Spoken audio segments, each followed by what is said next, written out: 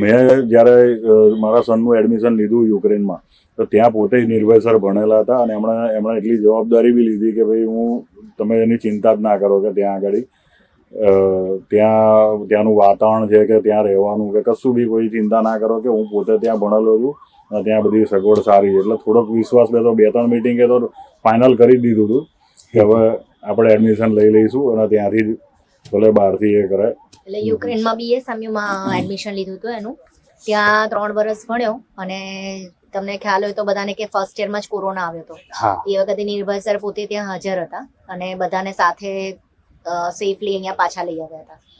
પછી 3rd યરમાં એ લોકો હતા ત્યારે વોર થઈ યુક્રેન ને રશિયાની. એટલે એ વખતે પણ બધાને સારી રીતે સેફલી બધાને પાછા લાવવામાં એ છે એમડી હાઉસ બધાનો સરસ રીતે યોગદાન રહ્યું. અને પછી નિર્ભય સરે કીધું કે ભાઈ વોર છે એટલે હવે આપણે ટ્રાન્સફર લેવી પડશે.